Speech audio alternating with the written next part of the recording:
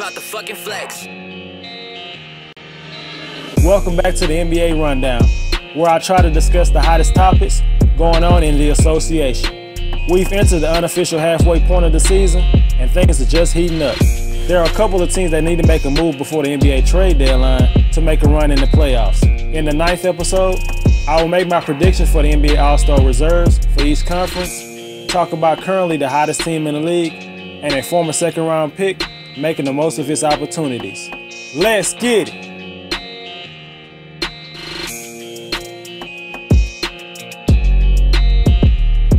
Things are really heating up in South Beach.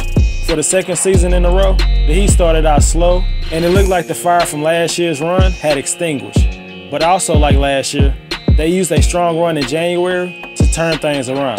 The Miami Heat are 8-2 this month, which is tied with Golden State for the best record since the start of the new year. This team went from out of the playoff picture at 11-13 to 4th in the East with a 27-19 record.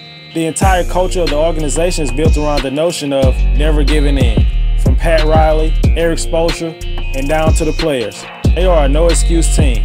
It seems that almost every player on this team has a chip on their shoulder. The Heat have one of the deepest teams in the league because despite all the injuries during this season, they have still been able to play better than expected. Goran Dragic has played up to his capabilities this season and has been named twice the Eastern Conference Player of the Week. And he should have a chance to hear his name called this week as the East reserve. Wayne Ellington has been a marksman from three-point range, and he is tied for 9th in the league with 7 attempts a night, and only Paul George, Steph Curry, and Klay Thompson shoot better than Ellington's 41%. The Heat have a team full of tough and scrappy players that always give 110% effort every night. Whiteside has missed a number of games this season, and to be honest, they have looked just as good with him off the court as on the court. But the injury could be the reason why Whiteside hasn't played up to his potential this year. But against the Bucks, Whiteside showed why the Heat gave him a $100 million contract. He had 27 points, 13 rebounds, and 6 blocks, and looked as dominant as ever. But injuries could be the Heat's downfall. Dion Waiters is already out for the season with an ankle injury, and also backup point guard Tyler Johnson is also out with his ankle injury. But the Miami Heat has always proved the naysayers wrong every time it looks like they have no chance. Maybe they'll do it again and be a team to reach the second round of the playoffs. Going from possibly one of many forgotten players to one of the most clutch players this season, Spencer Dinwiddie has fought tooth and nail to be in the position he is right now, a current NBA starter. Spencer was the Pistons' 38th pick in the 2014 NBA draft. He was looked at as the first-round pick, but fell to the second round mostly due to his ACL injury during his junior year at Colorado. He barely played minutes during his 2 years with Detroit and got traded to the Chicago Bulls, where they ended up having a plethora of point guards with Rondo, Cameron Payne, Michael Carter-Williams, and Jaren Grant on the roster. Dinwiddie was waived and signed in the D-League and was on track not to make it back to the league. A lot of players don't make it out of the D-League, but fortunately the Nets called and offered him a minimum contract last season, and even though he only showed flashes in his first season with the Nets, this season, Spencer has taken off. After injuries to Jeremy Lin and D'Angelo Russell, Dinwiddie became the Nets starting point guard and is playing his best basketball. He's been hitting game winners after game winners. His 13.6 assists per game averages doesn't quite do justice of how important he's been to the Nets. Dinwiddie and the Nets have been playing with great effort all season and have proven people wrong by being competitive and giving any team a run for their money. Whether the Nets trade Dinwiddie for assets or not, it seems that Spencer has a place in the NBA. Lou Williams has been one of the best scorers in the league this year. Ever since December 22nd, Williams has led the NBA in scoring, averaging 30.1 points per game. He has had as much of an impact to the team's recent winning stretch as Blake Griffin.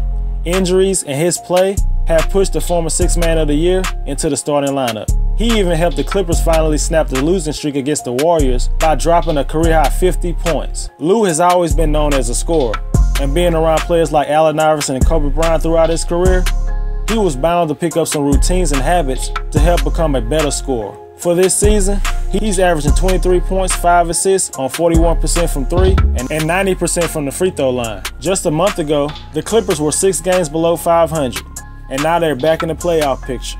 If the Clippers get any players to the All-Star game, it should be Lou Williams. Blake has missed a lot of games, and DeAndre Jordan has been the third best player on the team.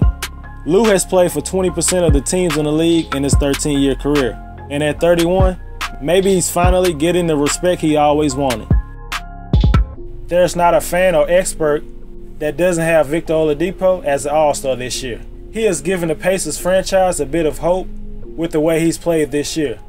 With the young big man Miles Turner now living up to his potential and also missing a bunch of games, Oladipo is taking over as the team's best player and leader. Nobody could have envisioned this guy averaging almost 25 points per game this season, or any season for that matter.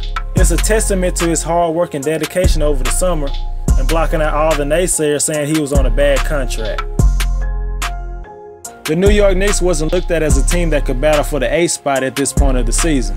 As some players moved on, the franchise was given to Kristaps Porzingis, and he is the undisputed #1 option. Porzingis is one of the best big men in the league, and everybody knew eventually he would be an All-Star. KP has proved in his 3rd year in the league that he has taken another step from last year to become an All-Star for the first time in his career. Maybe with the return of Tim Hardaway Jr., they can get back to the level they were playing earlier this season and make the playoffs. Even though the Wizards haven't lived up to expectations so far, there's no doubt that Bradley Beal has played like an All-Star this year. He has been the team's best and most consistent player this season, with John Wall missing 11 games due to injury. He is averaging 23 points, 4 rebounds, 3 assists, and a steal per game. But the Wizards haven't been necessarily in sync this season.